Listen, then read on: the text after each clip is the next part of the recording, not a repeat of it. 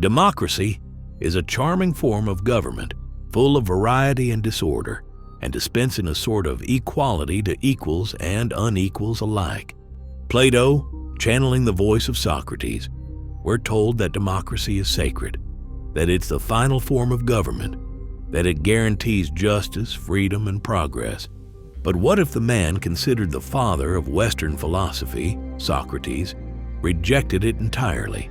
What if democracy in his eyes wasn't the triumph of the people, but the slow decay of truth, reason, and virtue? Today we're told everyone should have a voice. Socrates would say, not every voice deserves to be heard, because for Socrates, giving power to the ignorant wasn't justice, it was suicide. They killed him for a reason. Socrates didn't just criticize democracy, he was killed by it. In 399 BC, the Athenian democracy, the world's first, put him on trial. The charges? Corrupting the youth and disrespecting the gods of the state. But let's be honest, the real reason was this. Socrates made people think. He exposed the stupidity of the powerful. He embarrassed the majority. And in a system ruled by majority vote, that's a death sentence. He stood before a jury of 500 citizens. They weren't experts. They weren't philosophers. They were everyday people. And they voted, by majority, to execute the wisest man in their city. This is the democracy Socrates saw with open eyes, the root of his distrust. Socrates believed democracy was built on a fatal illusion, that everyone is equally capable of making wise decisions. He compared it to letting passengers vote on how to steer a ship. Instead of listening to the train captain, would you let anyone perform surgery just because they're a citizen? Would you let a mob vote on your heart transplant? He said, the greatest harm comes from those who believe they know what they do not. That's what frightened him, not tyrants, but crowds who thought they were wise because they had numbers on their side. Mass ignorance is still ignorance. Socrates lived during a time when Athens praised freedom of speech, but he saw that this freedom led to something darker, a culture of noise, not truth. Everyone spoke, no one thought.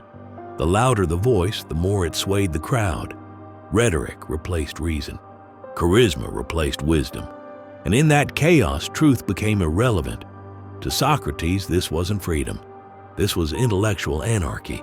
He saw how politicians rose to power not because they were wise, but because they told people what they wanted to hear.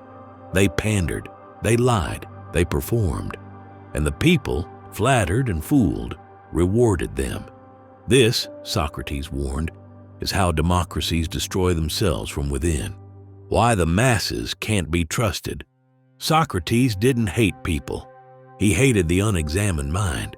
He spent his life asking difficult questions, not to attack, but to awaken.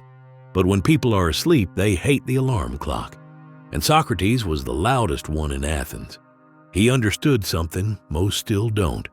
Democracy without virtue leads to tyranny. If the people are ignorant, impulsive, and easily manipulated, then rule by the people becomes rule by emotion. He watched it happen.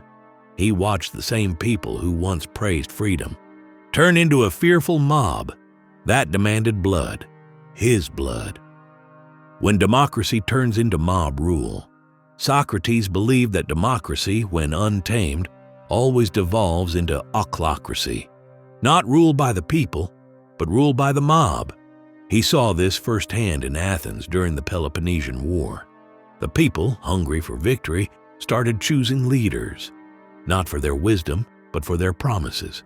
They cheered for charm, they booed reason, and every election became a popularity contest. The result? Fools rose to power. Demagogues gave speeches laced with lies. And Athens, once the beacon of philosophy, collapsed under its own ignorance. For Socrates, this wasn't an accident. It was inevitable. Democracy's hidden weakness. He believed democracy has one fatal flaw. It assumes that all opinions are equally valid, but they're not. A philosopher's view on justice is not equal to a drunk man's opinion at a tavern. The thoughts of a strategist are not equal to the shouts of the crowd. But in democracy, votes are votes. Truth doesn't matter. Numbers do. And numbers can be bought. They can be manipulated. They can be stirred with fear, emotion, or pride. That's what terrified Socrates. Because when emotion rules, truth dies. Who should rule? When asked who should govern, Socrates never said the rich or the many. He said the wise, not the elite, not the powerful, not the charming, but those who have trained their minds in self-mastery and logic. Just like not everyone should be a doctor, not everyone should rule. To Socrates, political power without philosophical training was as dangerous as a child playing with fire. He wasn't being elitist, he was being realistic. You wouldn't trust an untrained pilot, so why trust an untrained mind to govern? The execution of truth. The irony of Socrates' life is brutal. He warned the people of Athens that democracy without wisdom would kill the truth, and they proved him right by voting to kill him. He didn't resist, he didn't run. He drank the hemlock, calmly, because he knew even if his body died, his philosophy wouldn't. Socrates became the living proof of his own theory, that the masses fear what they don't understand and destroy what threatens their illusions. Modern parallels. Think this is ancient history? Look around. We live in an age where clicks matter more than truth, where emotion beats evidence, where leaders rise not by merit, but by marketing. Socrates warned us. He saw it all 2,400 years ago. And still, we fall for the same traps, voting for charisma instead of competence, silencing dissent instead of confronting it, praising ignorance when it flatters us, canceling thinkers who challenge the herd. Socrates wasn't just speaking to Athens, he was speaking to us. The dangers of equality without excellence. Socrates didn't reject equality in the moral sense, but he rejected the lie that all people are equally fit to rule. In Athens, every citizen had a vote, regardless of their wisdom, experience, or intentions. Socrates asked, what happens when the ignorant outnumber the wise? What happens when emotion outweighs logic? What happens when being liked becomes more important than being right? He answered with his life. Flattering the crowd. Democracy at its worst rewards those who speak to the lowest instincts of the people. Thinkers are mocked. Truth is optional.